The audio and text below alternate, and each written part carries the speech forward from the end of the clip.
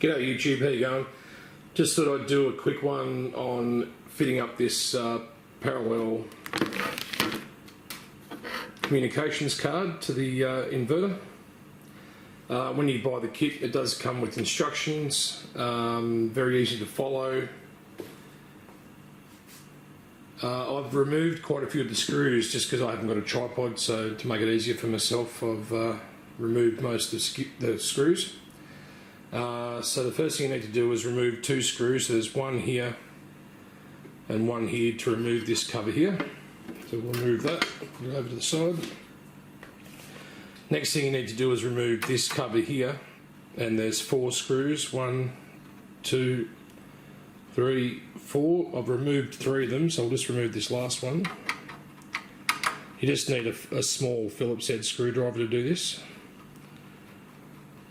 And the other thing you'll need is just a small pair of pliers to give you a hand, because it's quite pokey. So this is the communications card just here, which has to come out. There's 2 screws that hold that. There's one there and one there. I've already removed one of them. This is your serial port, that's your USB port, and this is your relay output for generator starting or whatever.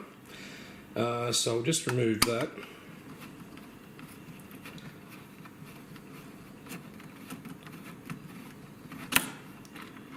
And put that screw to the side. There's also the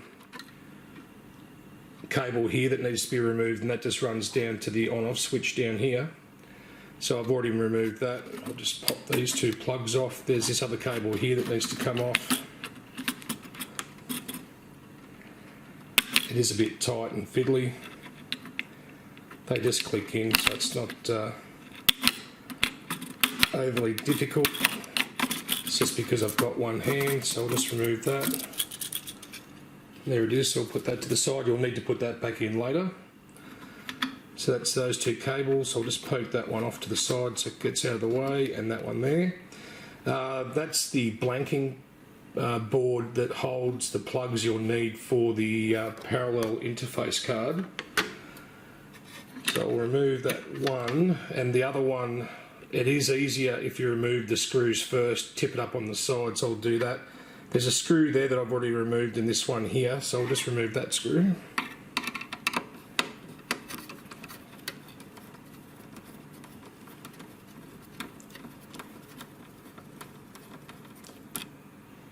Put that to the side.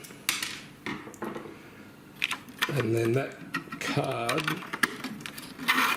you can flip up onto the side like that, and it makes it a bit easier to pull out this cable there, and we don't need that anymore, so that gets removed and gotten rid of. And then lastly, there's this bottom cover here that has to come off, and that's where the parallel interface card sits.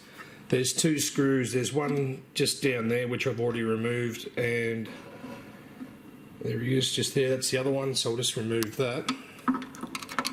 And I'm just going to pause because you need to hold, because that'll just drop down. So I'll just pause, remove that, and then I'll come back. Okay, so I've removed that bottom cover there, and as you can see, it's got parallel connection written up here, and this is where the new parallel card sits. So what I'll do is the same sort of thing. I'm going to put it in laying flat like this, and I'll just plug that other cable in. So I'll pause and just plug that in, and I'll be back in a sec.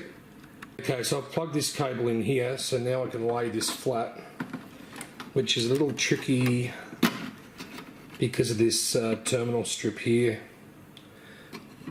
So I'll just get that in, and that's sitting in there now. And then that way it's nice and flat. I'll be able to get these other 2 screws in. I'll plug this cable back in over here, which is done. And because it is easy with 2 hands, I'll just put these 2 screws back in, and once I've done that, I'll be back. So that's the parallel interface card installed now. I've installed these two screws. There's one just there and one just over here. And that's what it looks like on the front. Next thing you need to do is to install the, or reinstall the communications card. And I'll just put those two screws back in, which I need 2 hands for, so I'll be back in a second. So that's back in. These 2 screws have been put back in and tightened up. This little ribbon cable here needs to be plugged back in. Quite simple to do. Try and get the cable to sit neatly underneath this termination block here. Next thing we need to do is plug this lead back in. And lastly, the on-off switch, which plugs straight back into here. This is why I got the pliers, because it can be fiddly with one hand. So that's now plugged in, so the on-off switch is back in, these 2 cables are plugged back in, and the communications card for the parallel operation's been put in. And then all you need to do is put the covers back on and you're good to go. I'm going to leave the covers off because I need to power this up first just to check which way these fans are going to go. And that'll probably be another video if I have to pull this apart and swap these around. I think that might be quite involved. Going to have to disconnect quite a lot of bits and pieces to do that. But that's for another video. Alright, hopefully that's been a help to some people. Like I said, the instructions are very good.